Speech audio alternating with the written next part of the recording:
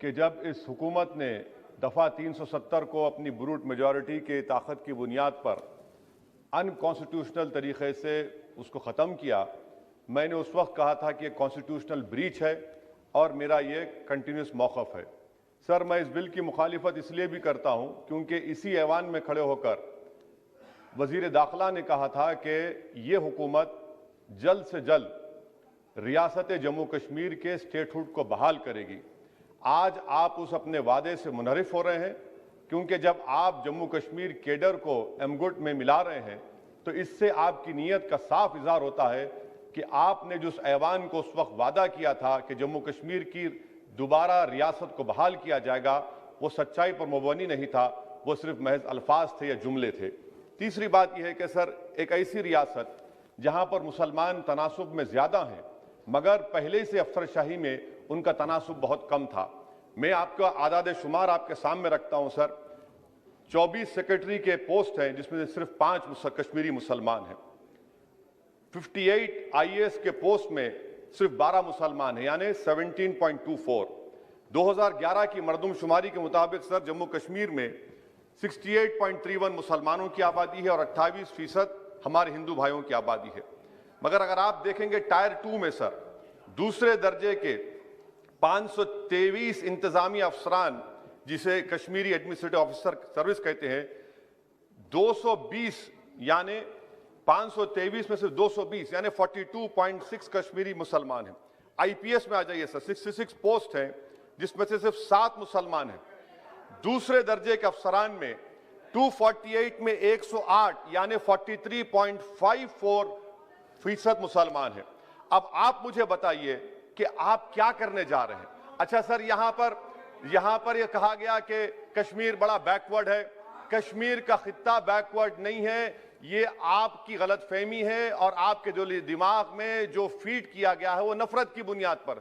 सच्चाई यह है कि इस खित्ते में गुर्बत की सतह से नीचे का तनासुब 10.31 है और पूरे भारत में 21.92 है। मैं सरकार से जानना चाहता हूं कि आखिर आप कश्मीर की रियासत के स्टेटहुड को बहाल करेंगे, नहीं करेंगे।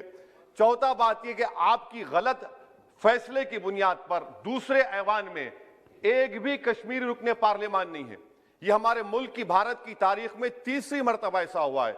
मेरा चौथा सवाल हुकूमत से यह है कि हम ये कहते हैं, ये आपका मानना सही है कि हमारे मुल्क में बाहर के दीगर ममालिक को मदाखलत करने की कोई जरूरत नहीं है, मगर आप उनको लेकर गए ना, आप तो यूरोपियन पार्लियामेंट के लोगों को लेकर गए। अब तीसरी मरतबा आप यूरोप के सफीरों को 16 फरवरी को खबर है कि आप लेकर जा रहे हैं। आखिर ये FDI नहीं है, क्यों यूरोप के लोग कश्मीर जाएंगे? आप एक ऑल पार्टी मीटिंग लेकर जाइए ना डेलीगेशन को। आप यूरोप के डेलीगेशन को कश्मीर लेकर जा रहे हैं, क्या आप चाह रहे हैं मदाखलत करना? इसको इंटरनेशनलाइज आप कर रहे हैं। मैं वजीर दाखिला से पूछना चाहता हूं सर कि आखिर कितने बच्चे कश्मीर के आगरा की जेल में, बरेली की जेल में, अंबेडकर नगर की जेल में हैं? मैं आपको एग्जाम्पल दे रहा हूं, खत्म कर रहा हूं स्पीकर साहब, कि बिलाल अहमद एक कुपवारा का बच्चा है, अमर सिंह कॉलेज श्रीनगर का है, 1600 किलोमीटर दूर श्रीनगर से जेल में है।